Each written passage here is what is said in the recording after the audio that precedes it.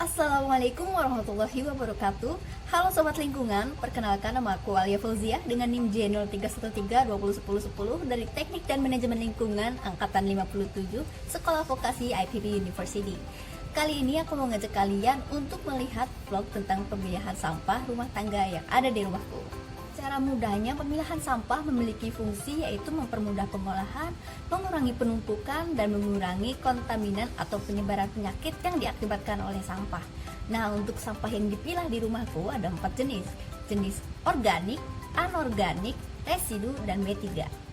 Mari kita bahas jenis sampah terlebih dahulu. Yang pertama ada sampah organik. Sampah organik merupakan sampah yang terbuat dari bahan-bahan alami dan mudah untuk terurai lingkungan. Sebagai contoh adalah sampah dari tumbuhan dan hewan.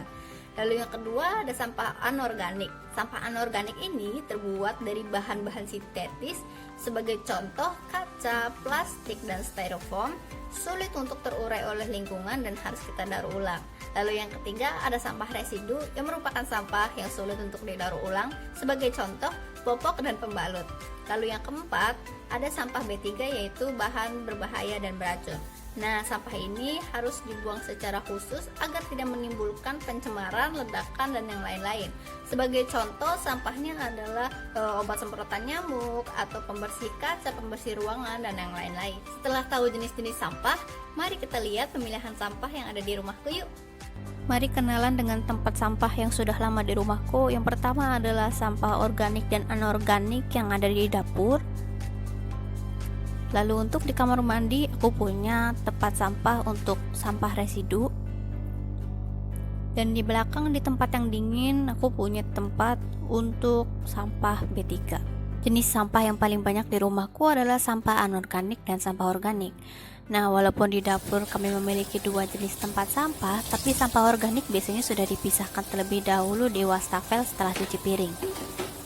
Berbeda dengan kedua jenis sampah tersebut, untuk sampah residu dan sampah B3 sangatlah jarang di rumahku, atau bahkan penuh hanya sekali-kali saja dalam sebulan. Sebenarnya kalau masalah memilah sampah itu merupakan hal yang sehari-hari, tapi kalau menimbang dan mengetahui perkembangan kita untuk mengurangi sampah itu merupakan hal yang baru, apalagi ini untuk mata kuliah ilmu lingkungan. Jadi secara sadar nggak sadar kita harus mengurangi jumlah sampah yang kita hasilkan.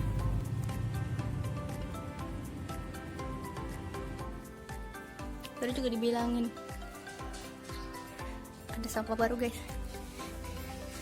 discovery of sampah B3. Ya, karena saat take video ini kebetulan adikku mecahin cermin, dan ya pecahan cermin itu atau kaca itu sangat berbahaya dan dapat melukai, sehingga kita masukkan ke dalam kategori sampah B3. Oh iya, sampah B3 itu tadi aku simpan di tempat dingin karena beberapa sampah B3 itu memiliki resiko untuk meledak. Tentunya saat memindahkan sampah B3 kita harus berhati-hati. Apalagi kaca seperti ini dapat menimbulkan luka bagi kita yang memindahkannya. Dan juga untuk bahan yang mudah meledak jangan dilempar-lempar atau dicium atau dilakukan kontak yang berlebihan dengan fisik kita, sehingga kita bisa terhindar dari resiko B3. Nah, dari hasil yang ditimbang tadi, aku biasanya dokumentasikan dan datanya dimasukkan ke dalam Excel agar lebih mudah diolah datanya dan dijadikan grid foto seperti itu. Nah, gitu teman-teman mengenai pemilahan sampah yang ada di rumah aku.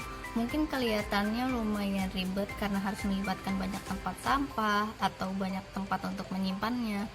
Tapi ya balik lagi, sesuatu seperti itu pasti ada manfaatnya gitu.